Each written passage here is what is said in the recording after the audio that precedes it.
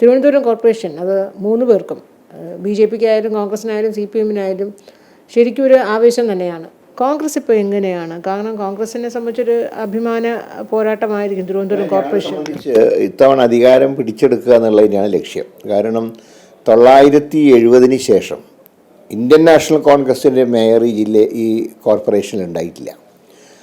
കാരണം പിന്നീട് കോൺഗ്രസിൻ്റെ ചിലരൊക്കെ ഭരണത്തിൻ്റെ ഭാഗമായിട്ടുണ്ട്, അത് ഇടതുപക്ഷമായിട്ടുള്ള സഖ്യത്തിൻ്റെ ഭാഗമായിട്ടായിരുന്നു.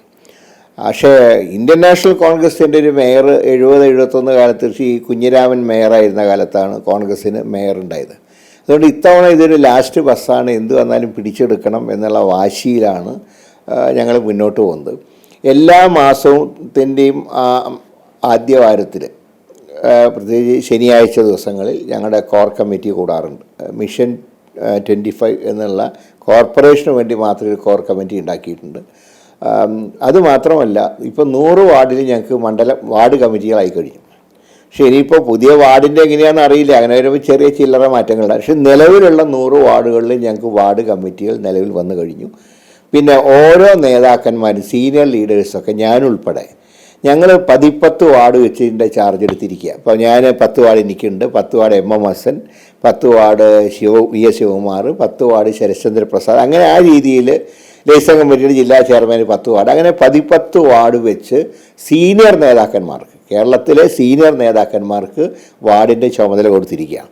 PC വിഷ്ണുനാഥ് MLAക്കാണ് കോർപ്പറേഷൻ്റെ മാത്രമുള്ള ചുമതല. അപ്പം അങ്ങനെയൊരു ഞങ്ങളൊരു വളരെ സീരിയസ് ആയിട്ടാണ് ഇത്തവണ കാര്യങ്ങൾ മുന്നോട്ട് കൊണ്ടുപോകുന്നത്. സ്ഥാനാർത്ഥി നിർണയം പൂർണ്ണമായിട്ട് ഞങ്ങൾ വാർഡ് കമ്മിറ്റികൾക്ക് വിട്ടുകൊടുത്തു. അവിടെ ഡിസ്പ്യൂട്ട് വരികയാണെങ്കിൽ മാത്രമേ ജില്ലാ കമ്മിറ്റി ഇടപെടൂ എന്നവരോടൊക്കെ സൂചിപ്പിച്ചിട്ടുണ്ട്. കയ്യിൽ നിങ്ങൾ സിംഗിൾ നെയിം ഇട്ട് നിങ്ങൾക്ക് 100% വിജയസാധ്യതയുള്ള സ്ഥാനാർത്ഥികളെ നിർദ്ദേശിക്കുക എന്നുള്ളതാണ് ഞങ്ങൾ കൊടുത്തിട്ടുള്ള നിർദ്ദേശം. വോട്ടർ പട്ടികയുടെ വെരിഫിക്കേഷൻ നടന്നുകൊണ്ടിരിക്കുകയാണ്. അതായത് കുറേയൊക്കെ മുന്നോട്ട് പോയിട്ടുണ്ട്. മറ്റ് ബാക്കി ചേർക്കാൻ വിട്ടുപോയിട്ടുള്ള വോട്ടുകൾ ഈ ജൂൺ മാസത്തോടുകൂടി ഞങ്ങളത് കംപ്ലീറ്റ് ചെയ്യാനുള്ള പ്രോസസ്സാണ്. അപ്പോൾ ഇത്തവണ വളരെ ഗൗരവത്തിൽ തന്നെയാണ് ഞങ്ങൾ എന്ത് വെച്ച് മുൻകാലങ്ങളിൽ ഗൗരവമില്ല എന്നല്ല, പക്ഷേ അന്നത്തെ അപാകതകൾ മനസ്സിലാക്കിക്കൊണ്ട് അത് പരിഹരിച്ച് മുന്നോട്ട് നീങ്ങാനാണ് ഞങ്ങൾ ശ്രമിക്കുന്നത്. BJP ആണ് പ്രതിപക്ഷത്തിരിക്കുന്നത് കോർപ്പറേഷനിൽ. അല്ല, അതിൽ ഇപ്പോൾ ഇവർ പറയുന്നത് രാജീവ് ചന്ദ്രശേഖരന് ഏതാണ്ട് 55 വാർഡുകളിൽ ലീഡ് കിട്ടിയെന്നാണ് പറയുന്നത്. പക്ഷേ അത് രണ്ടല്ലേ. രാജീവ് ചന്ദ്രശേഖരന് കിട്ടുന്ന വോട്ട് ഒരു ലോക്കലായിട്ടുള്ള BJPക്കാരന് കിട്ടില്ല. അപ്പോൾ ലോക്കലായിട്ട് ആ പ്രദേശങ്ങളുമായിട്ട് ബന്ധമുള്ള സ്ഥാനാർത്ഥികളെ നിർത്തിയാൽ ഇത് കവർ ചെയ്യാൻ പറ്റുന്നതാണ് ഞങ്ങളുടെ അസസ്മെൻറ്റ്. ഒന്ന്, സംസ്ഥാന സർക്കാരിനെതിരായിട്ടുള്ള ഭരണവിരുദ്ധ വികാരമുണ്ട്, കോർപ്പറേഷനെതിരായിട്ടുള്ള ഭരണവിരുദ്ധ വികാരമുണ്ട്.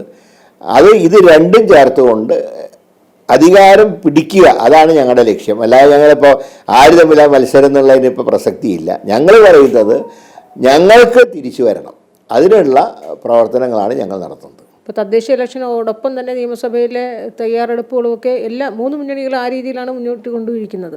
ഇപ്പോൾ താങ്കൾ വട്ടിയൂർക്കാവ് കേന്ദ്രീകരിച്ചാണ് പ്രവർത്തിക്കുമെന്ന് അന്ന് ലോക്സഭാ ഇലക്ഷൻ കഴിഞ്ഞ ഉടനെ തന്നെ താങ്കളത് പറഞ്ഞു. പക്ഷേ ഈ വട്ടിയൂർക്കാവ് എന്ന് പറയുന്നത് എത്രത്തോളം സുരക്ഷിതമായൊരു മണ്ഡലം എന്നതിൽ എങ്ങനെയാണ് കോൺഗ്രസിൻ്റെ ഒരു വിലയിരുത്തൽ? അങ്ങേക്ക് ഞാൻ വട്ടിയൂർക്കാവിൽ 8 വർഷം MLA ആയിരുന്ന ആളാണ്. ചെയ്യാൻ കഴിയുന്ന കാര്യങ്ങൾ ചെയ്തിട്ടുണ്ട്. പക്ഷേ സ്ഥാനാർത്ഥിത്വം സംബന്ധിച്ച് ഒരു ചർച്ചയും പാർട്ടിയിൽ നടന്നിട്ടില്ല, അതിനെക്കുറിച്ച് ചിന്തിച്ചിട്ടില്ല. പക്ഷേ ഞാൻ 8 വർഷം MLA ആയിരുന്നൊരു സ്ഥലത്ത് കൂടുതൽ സമയം ചിലവഴിക്കുന്നുണ്ട്. കാരണം എൻ്റെ വോട്ട് ഈ നിയോജകമണ്ഡലത്തിലാണ്, ഞാൻ താമസിക്കുന്നത് ഈ നിയോജകമണ്ഡലത്തിലാണ്. അങ്ങനെ ഒരു വൈകാരിക ബന്ധമുണ്ട്. പിന്നെ എവിടെ മത്സരിക്കണോ എന്നുള്ള കാര്യങ്ങളൊക്കെ നമുക്ക് പിന്നീട് തീരുമാനിക്കാം. ഇപ്പോൾ ഞങ്ങളുടെ ശിവാൻ AK ആൻ്റണി പറഞ്ഞ പോലെ ഇപ്പോഴും ഞങ്ങളുടെ അജണ്ട 25 ആണ്.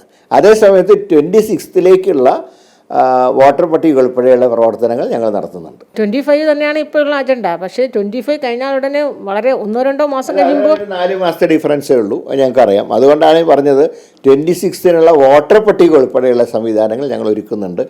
ഇതോടൊപ്പം തന്നെ ബൂത്ത് കമ്മിറ്റികൾ ഞങ്ങൾ ശ്രദ്ധിക്കുന്നുണ്ട്. കാരണം നിയമസഭ വരുമ്പോൾ വാർഡല്ലല്ലോ, ബൂത്താണല്ലോ. അതുകൊണ്ട് ബൂത്ത് ലെവൽ കാര്യങ്ങൾ ഞങ്ങൾ ശ്രദ്ധിക്കുന്നുണ്ട്. പക്ഷേ ബൂത്തിലേക്കൊരു കോൺസെൻട്രേഷൻ ഇപ്പോൾ കൊടുത്തിട്ടില്ല, വാർഡിലേക്കാണ് നൽകിയിട്ടുള്ളത്. ഇത് കഴിഞ്ഞാൽ ഉടൻ 2 മാസം കൊണ്ട് ബൂത്ത് ഞങ്ങൾ സജ്ജീകരിക്കും. ലോക്സഭാ തെരഞ്ഞെടുപ്പിൽ താങ്കൾ മത്സരിച്ച തൃശ്ശൂരിൽ താങ്കൾക്ക് ഏറ്റവും കൂടുതൽ ഭൂരിപക്ഷം കിട്ടിയത് ഗുരുവായൂരാണ്.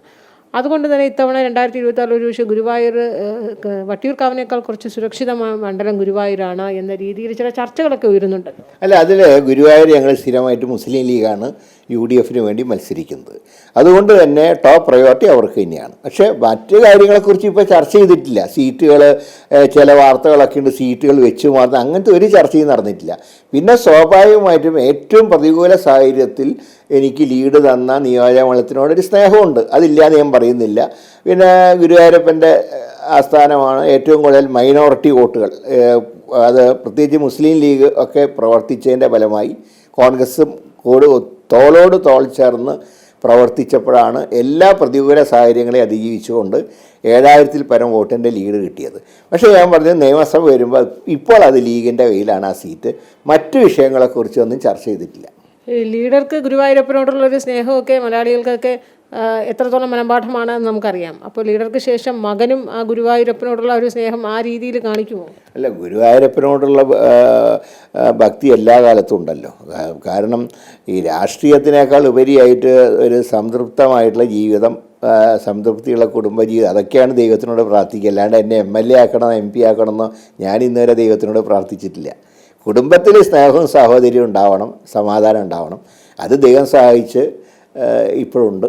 തദ്ദേശ ഇലക്ഷന് തിരുവനന്തപുരം കോർപ്പറേഷൻ പിടിച്ചെടുക്കുക, അതിനുവേണ്ടിയുള്ള എല്ലാ കരുക്കളുമൊക്കെ കോൺഗ്രസ് നേതൃത്വത്തിൽ, ഇപ്പോൾ കെ മുരളീധരൻ പറഞ്ഞതുപോലെ സംസ്ഥാന അധ്യക്ഷന്മാർക്ക്, സംസ്ഥാന നേതാക്കന്മാർക്ക് തിരഞ്ഞെടുപ്പിൻ്റെ ചുമതല ഓരോ വാർഡുകൾക്കും 10 വാർഡുകൾ വീതം ചുമതല നൽകിയാണ്. ആ രീതിയിലുള്ള സജ്ജീകരണങ്ങളൊക്കെ തുടങ്ങി കഴിഞ്ഞിരിക്കുകയാണ്. ഒപ്പം തന്നെ എല്ലാവരും നോക്കുന്നത് നിയമസഭാ തെരഞ്ഞെടുപ്പിൽ വട്ടിയൂർക്കാവാണോ ഗുരുവായൂരാണോ കെ മുരളീധരൻ എന്ന ചർച്ചകളും അതോടൊപ്പം തന്നെ ഉയരുകയാണ്. എന്തായാലും ശുഭപ്രതീക്ഷയിലും ആത്മവിശ്വാസത്തിലും തന്നെയാണ് കോൺഗ്രസ്. സൽകുമാറിനൊപ്പം അൻഫ്രി ഡിസൂസ, അമൃത ന്യൂസ്.